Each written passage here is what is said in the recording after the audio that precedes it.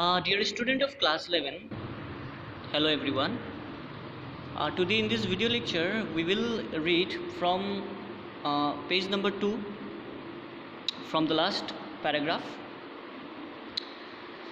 इसके पहले हम लोगों ने पढ़ा आप लोगों के स्नैपशॉट बुक का first chapter the summer of the beautiful white horse by William शेरोइन।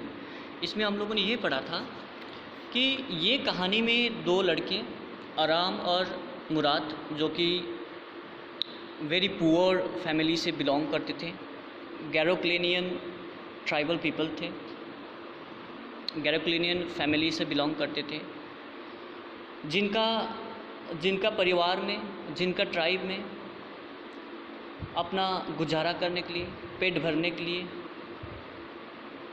पैसा नहीं होता था। इसका कहने का मतलब बहुत ही ज़्यादा पॉवर्टी में था, गरीबी में था, मुश्किल से अपना जीविका चलाते थे। But although poor they were feel proud first and they believed in right and wrong, and next they feel proud in their honesty। तो गरीब होने के बावजूद भी वो लोग अमीर परिवार मानते थे अपने आप को। किस लिए? उन लोगों के पास पैसे से अमीर नहीं, ठीक है, पूरे वर्ल्ड में गैरोक्लेनियन फैमिली अपने आप को अमीर मानते थे, बट पैसे के मामले में नहीं, पैसे से अमीर नहीं, क्योंकि वे पूरे विश्व में प्रसिद्ध थे फॉर ऑनेस्टी, यानी कि वफ़ादार, ईमानदारी के लिए। जो भी कार्य करते थे वो करेक्ट यानी कि राइट कार्य करते थे। देन आफ्टर हम लोगों ने देखा कि इसमें जो लेखक हम लोगों ने पढ़ा कि इसमें इस कहानी में जो मुराद है वो एक सुंदर सा सफ़ेद कलर के वाइट हॉर्स के ऊपर बैठा हुआ है, जो कि लेखक को, आराम को बिलीव ही नहीं होता है, विश्वास ही नहीं होता है कि मुराद के पास घोड़ा कहाँ से आया, क्योंकि मुराद तो पूरी तरीके से वेरी पुअर है, बहुत ही गरीब है, अपना पेट भरने के लिए पैसा नहीं होते, तो इतना महंगा वाइट हॉर्स कहाँ से मिला। तो लेखक के मन में कई सारे सवाल उठने लगे। शायद चुराया है ना, शायद चुराया होगा। मगर फिर दूसरी मन से लेखक ये कह रहा है कि हमारा परिवार में कोई भी किसी को धोखा नहीं दे सकता है, कोई भी चोरी नहीं कर सकता है। ये भी एक तरफ ये सोच, ये कल्पना, ये विचारधारा लेखक के मन में है, और दूसरा शायद मुराद ने ये घोड़ा चुराया होगा, यानी कि मुराद के द्वारा ये घोड़ा चुराया गया है। इस तरीके का सोच यानी कि कन्फ्यूजन में लेखक आता है। तो आइए लास्ट पैराग्राफ है पेज नंबर 2 का, उसको पढ़ते हैं। Well it seem to me stealing a horse for a ride was not the same thing as stealing something else such as money. For all I knew maybe it wasn't stealing at all। तो लेखक money मन सोचते हैं, ठीक है, मुझे लगता है, ये लगता है, लेखक ये मतलब मन में सोच रहा है, ये लगता है मुझे कि हॉर्स राइडिंग करने के लिए कोई भी अगर घोड़ा हम लोग लेते हैं, किसी दूसरे का भी घोड़ा लेते हैं, तो उसको चोरी नहीं कहा जाता है ना। जैसे कि कोई किसी का पैसा चुराते हैं या कोई भी चीज़, दूसरा चीज़ चुराते हैं परमानेंट के लिए, तो मनी यानी कि पैसा चुराने की तरह हॉर्स राइडिंग के लिए घोड़ा को लाना, घोड़ा को चुराना, उसको स्टीलिंग नहीं कहा जाता है, यानी कि स्टील नहीं कहा जाता है, उसको चोरी नहीं कहा जाता है। इस तरीके के मन में विचार आता है लेखक का।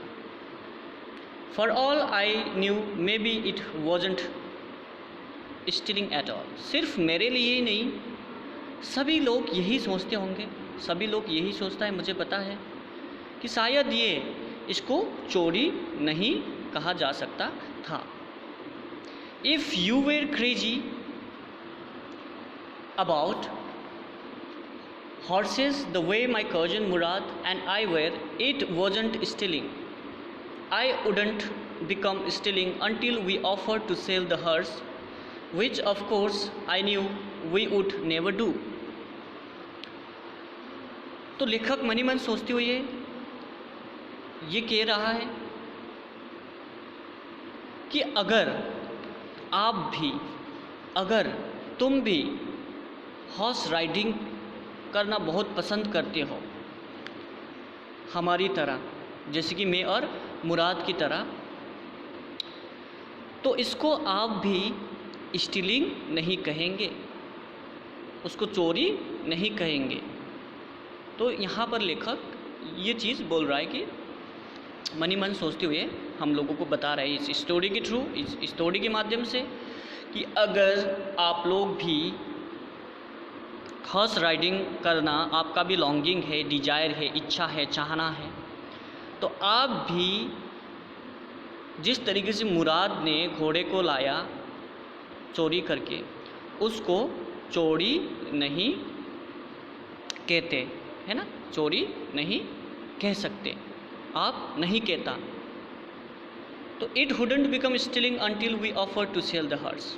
तो लेखक यहाँ पर बोल रहा है, लेखक ये कह रहा है कि इसको चोरी नहीं कहा जाता है जब तक आप इसको किसी दूसरे को नहीं बेचेंगे। जब तक आप इस घोड़े को नहीं बेचते हैं तब तक चोरी नहीं, मतलब घोड़ा को चोरी किया गया है ये नहीं कहा जा सकता है।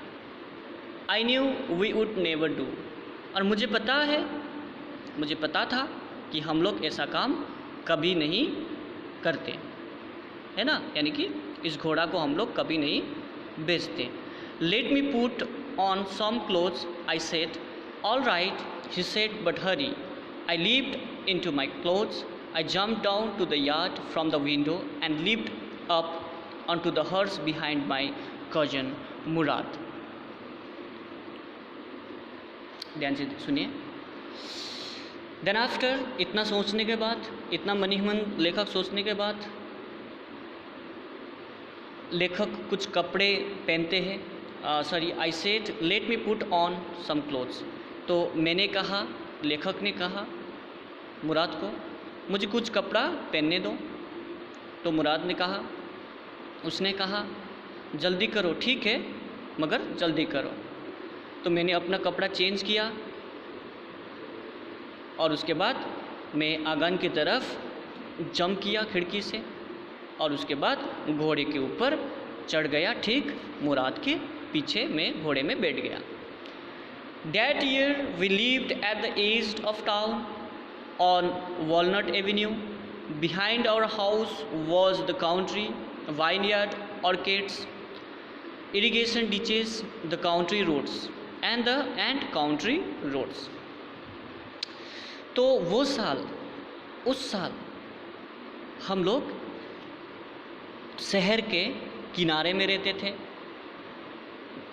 ठीक है। जिस विलेज का, गांव का, शहर के किनारे का नाम है, विलेज नहीं है, शहर के किनारे का नाम जो है वो वॉलनट एवेन्यू नाम के एरिया में रहते थे लेखक, जो कि ठीक उसके पीछे, उस नगर के पीछे, उस शहर के पीछे यानी कि गांव वगैरह था, यानी कि काउंट्री साइड था। काउंट्री यहाँ पर कोई देश नहीं है, यहाँ पर काउंट्री का मतलब है ग्रामीण क्षेत्र, गांव के एरिया। उसके घर के ठीक पीछे काउंट्री साइड था, यानी कि विलेज एरिया था, जहाँ पर वाइन यार्ड था, ठीक है, गार्डन ऑफ ग्रेप्स यानी कि अंगूर का बगीचा था, ऑर्किड्स, ठीक है, बगीचा वगैरह था, इरिगेशन डिचेस यानी कि सिंचाई के लिए नाली वगैरह बनाया गया था, एंड काउंट्री रोड्स और गांव की तरफ जाने वाले रास्ते था। In less than 3 minutes we were on Olive Avenue and then the horse began to trot. तो 3 मिनट्स के कम समय में, 3 मिनट से कम समय में हम लोग ओलिव एवेन्यू पहुंच गए थे, और उसके बाद घोड़ा धीरे धीरे दौड़ना शुरू किया, ठीक है। ट्रॉट, TROT, ट्रॉट मतलब धीरे से दौड़ना। तो घोड़ा वहाँ तक पहुँचने के बाद, ओलिव एवेन्यू में पहुँचने के बाद धीरे धीरे से दौड़ने लगा। The air was new and lovely to breathe. The feel of the horse running was wonderful. My cousin Murad, who was considered one of the craziest members of our family, began to sing.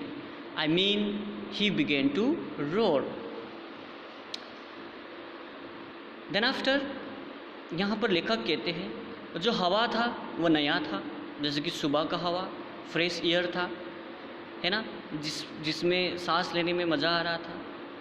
Pure air, fresh air सुबह का time का। New मतलब यहाँ पर fresh है। मैंने जो घोड़ा दौड़ रहा था, है ना, उसको फील किया, बहुत ही वंडरफुल लगा, बहुत ही शानदार फील हुआ, बहुत ही सुंदर महसूस हुआ, अच्छा महसूस हुआ। मेरा जो कज़न मुराद है उसको सब लोग मानते थे परिवार का सबसे क्रेजीस्ट मेंबर, पागल की तरह हरकत करने वाला एक आदमी मानते थे, लड़का मानते थे मेरे पूरे परिवार, है ना। वो मुराद क्या करने लगे, गाना गाने लगे। मेरा मतलब ही बेगन टू रोर, वो चिल्लाने लगे, है ना। Every family was a crazy streak in it somewhere, and my cousin Murad was considered the natural descendant of the crazy streak in our tribe. Before him was our uncle Khusro, an innermost man with a powerful head of black hair and the largest mustache in the San Joaquin Valley. A man so furious in temper, so irritable, so impatient that she stopped anyone from talking by roaring. It is no harm. Pay no attention to it. Try to understand this paragraph. We are in this paragraph, okay?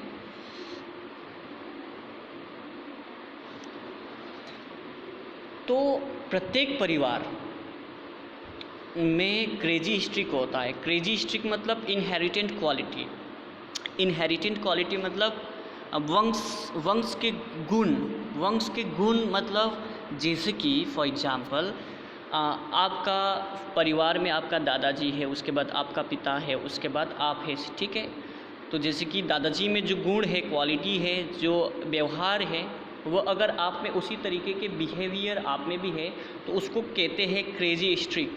जैसे कि आपका दादाजी मतलब गुस्से type का, हर एक चीज़ में मतलब गुस्सा करने वाला, अगर वैसा बिहेवियर का था, ठीक है, तो आप भी वैसा ही है, तो उसको कहेंगे हम लोग इनहेरिटेंट क्वालिटी, जिसको क्रेजी स्ट्रिक कहते हैं। उसी तरह यहाँ पर लेखक बोल रहा है कि प्रत्येक परिवार में इस तरीके के इनहेरिटेंट क्वालिटी कहीं ना कहीं होता है, ठीक है। तो उसी तरह मेरा जो कज़न मुराद है वो भी प्राकृतिक रूप से डिसेंडेंट है, यानी कि क्रेजी स्ट्रिक हमारे ट्राइब का ही, हमारा परिवार का ही अंकल, ठीक है, चाचा, जिसका नाम है यहाँ पर खुसरोव, चाचा खुसरोव, तो उनका क्या है, डिसेंडेंट है ना। उनका क्रेजी स्ट्रिक यानी कि गुण, क्वालिटी, बिहेवियर मुराद के पास था, यानी कि मुराद का हरकत भी अंकल खुसरोव की तरह ही था। तो अंकल खुसरोव आप यहाँ पर कौन है, देखिए। अंकल खुसरोव एक उसका जो फिजिकल अपीयरेंस, जो शारीरिक जो बनावट है, वो देखने में इनरमोस है, बड़ा सा शरीर है ना, जिसका हेड बहुत ही शक्तिशाली, पावरफुल हेड, जिसमें पूरी तरीके से काला सा बाल है ना, ब्लैक हेयर, और लंबा सा, बहुत लंबा सा मुस्टैच, मूछ, जो कि सैन जोकिन वैली में रहते थे, ठीक है। सैन जोकिन वैली मतलब कैलिफोर्निया का अंदर एक वैली है, एक गांव है, उसका नाम सैन जोकिन वैली है। अब अंकल खुसरोव का अपीयरेंस हो गया। अब उनका बिहेवियर अगर बात किया जाए तो उग्र टाइप का था, है ना। उनका प्रकृति के बारे में बात करिए, नेचर के बारे में बात किया जाए तो फ्यूरियस, उग्र, जल्दी गुस्सा होने वाला, टेम्पर्ड, है ना, जल्दी गुस्सा होने वाला, सो इरिटेबल, है ना, यानी कि बहुत ही इरिटेट मानते थे, कोई भी वो करते थे तो मतलब वो मतलब होता है ना, इरिटेट करते थे, इरिटेबल मतलब चिड़चिड़ापन होना, ठीक है। एंड सो इम्पेशियंट, उतावला टाइप का था, यानी कि समय का वेट ही नहीं करते थे, इम्पेशियंट थे, है ना, यानी कि धैर्य नाम का कोई चीज़ नहीं था उनके बिहेवियर में। और कोई भी उसको कुछ बोलते थे तो वो तुरंत रोक देते थे और चिल्लाते हुए रोक देते थे। और चिल्लाते हुए क्या कहते थे, उनका ये डायलॉग ही था, सबको यही कहते थे चिल्लाते हुए, it is no harm, pay no attention to it, है ना, इससे कोई नुकसान नहीं होगा, इसके ऊपर ध्यान ही मत दो, इसके ऊपर ध्यान मत दो, इससे कोई नुकसान नहीं होगा। तो ये कोटेशन, ये सेंटेंस, ये वाक्य हर एक को बोलते थे, वो रोक देते थे। कोई भी उसको अंकल खुसरो के साथ कुछ भी बोलते थे तो तुरंत अंकल खुसरो चिल्लाते हुए बोलते थे, it is no harm, pay no attention to it. Next paragraph, that was all, no matter what anybody happened to be talking about, once it was his own son Arak running 8 blocks to the barber's shop where his father was having his mustache trimmed to tell him their house was on fire. This man Khusro sat up in the chair and roared, it is no harm, pay no attention to it. The barber said, but the boy says your house is on fire. So Khusro roared, enough, it is no harm, I say. तो अब देखिए, ये सब uncle Khusro के बारे में हम लोगों ने पढ़ा, उनका अपीयरेंस के बारे में पढ़ा, है ना, डेट वाज ऑल, ये सब था अंकल खुसरो के बारे में। कोई भी कुछ भी बोलते थे और तो उसको कोई फ़र्क ही नहीं पड़ता था, कुछ भी बोल देते थे, मतलब अंकल खुसरो को कोई भी कुछ भी, चाहे वो अच्छा हो चाहे बुरा हो, कुछ भी बोलते थे या कोई कन्विंस करने का कोशिश करते थे, समझाने का कोशिश करते थे, तो उनके ऊपर कोई फ़र्क ही नहीं पड़ता था। तो एक समय क्या हुआ, एक दिन क्या हुआ कि अंकल खुसरो का अपना बेटा जिसका नाम है अरक, वो दौड़ते हुए आया, ठीक है, बार्बर के शॉप में, नावी की दुकान में, जहाँ पर बाल वगैरह मूछ वगैरह बनाते हैं, बार्बर शॉप में आया। तो अंकल खुसरो यानी कि अरक का पिता अपना जो मूछ है उसको काट रहे थे, यानी कि मूछ बनवा रहे थे। तो उस टाइम पर उसके बेटे ने कहा अपने पिता को कि हमारा घर जल रहा है, आग से जल रहा है घर। तब उसका जवाब में अंकल खुसरो ने क्या कहा, this man Khusro set up in the chair and road. तो अंकल खुसरो चेयर से खड़ा हुआ और चिल्लाया, it is no harm, pay no attention to it, इससे कोई नुकसान नहीं है, उसके ऊपर ध्यान ही मत दो। यानी कि अपना ही घर जल रहा है, फिर भी अपने बच्चे बोल रहे पापा को, पिता को बोल रहे कि हमारा घर जल रहा है पापा, तो पापा चिल्ला रहे अपने बच्चे के ऊपर कि, है ना, इससे कोई नुकसान नहीं होगा, उसके ऊपर ध्यान ही मत दो। तो फिर barber said, then barber said, but the boy says your house is on fire. So Khosrove roared, enough, it is no harm, I say. तो जो बार्बर थे उसने कहा, आपका लड़का जो है ये कह रहा है कि आपका घर जल रहा है आग से। तो अंकल खुसरो फिर चिल्लाया, तो क्या हुआ, इनफ, बहुत हो गया तुम लोगों का, आप लोगों का, it is no harm, I से, मैंने कहा ना इससे कोई नुकसान नहीं होगा। तो अंकल खुसरो का बिहेवियर, नेचर इस प्रकार के थे। Next paragraph, my cousin Mourad was considered the natural descendant of this man, although Mourad's father's was Zorab, who was practical and nothing else. That's how it was in our tribe. A man could be the father of his son's place, but that did not mean that he was also the father of his spirit. The distribution of the various kind of spirit of our tribe had been from the beginning capricious and vagrant. तो सुनिए, तो मेरा जो चचेरा भाई मुराद वो भी उस आदमी का, अंकल खुसरो का ही क्या था, इनहेरिट था। ठीक है, उसका गुण उसी तरह ही हरकतें मुराद का भी था, अंकल खुसरो की तरह। मुराद का पिता का नाम जोराब था, मगर जो जोराब का अगर बिहेवियर देखा जाए तो वो प्रैक्टिकल टाइप का इंसान था, यानी कि व्यवहारिक, सीधा साधा, और बाकी उसमें कोई भी अंकल खुसरो की तरह कोई भी उस प्रकार के बिहेवियर, व्यवहार नहीं था। तो लेखक यहाँ पर कहते हैं हमारा ट्राइब में इस तरीके की इनहेरिटेंट होते हैं, है ना, यानी कि क्रेजी स्ट्रिक होते हैं, ऐसा क्वालिटी होते हैं। और यहाँ पर लेखक ने एक अच्छा लाइन कहा है, a man could be the father of his son's flesh. एक आदमी या इंसान क्या हो सकता है, किसी पिता का, यानी कि फादर का जो बेटा होता है ना, उसका जो फेस है, उसका बॉडी है, वो पिता की तरह हो सकता है। यानी कि किसी बेटे का चेहरा या बॉडी स्ट्रक्चर पिता की तरह हो सकता है, पिता जैसा हो सकता है, बट जो व्यवहार होता है ना, but that did not mean that he was also the father of his spirit.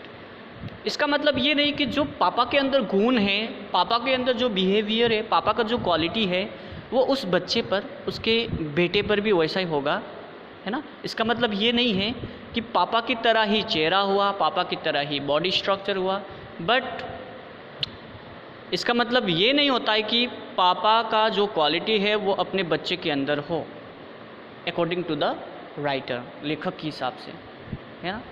The distribution of the various kind of spirit of our tribe had been from the beginning capricious and vagrant। तो जिस तरीके से हमारा family है गैरोलेनियन tribe में, इस प्रकार के जो इनहेरिटेंट क्रेजी स्ट्रिक है ना, वो शुरुआती दौर से ही था, होते हुए आया, जो कि बहुत ही कैप्रिशियस टाइप का और वैग्रेंट टाइप का। कैप्रिशियस मतलब चेंजेबल, चेंजेबल मतलब सन की, कभी भी उसका व्यवहार क्या हो सकता है, बदल सकता है, उसको कैप्रिशियस कहते हैं, यानी कि सन की टाइप का। अभी वो ठीक है, थोड़ी देर में उसको कुछ कह दिया, वो तुरंत गुस्सा हो गया, है ना, उसको कैप्रिशियस क्वालिटी कहते हैं। एंड वैग्रेंट, वैग्रेंट मतलब होता है घुमक्कड़, है ना, कोई भी चीज़ को घुमा फिरा कर कहना या घुमा फिरा कर करना, घुमक्कड़, उस प्रकार का। ठीक है, तो क्वालिटी, इस प्रकार की क्वालिटी हम लोगों के परिवार में होता है, तो यहाँ पर लेखक कहते हैं। So I will explain other rest pages on next video lecture. Okay, thank you class, this much for today, have a good day.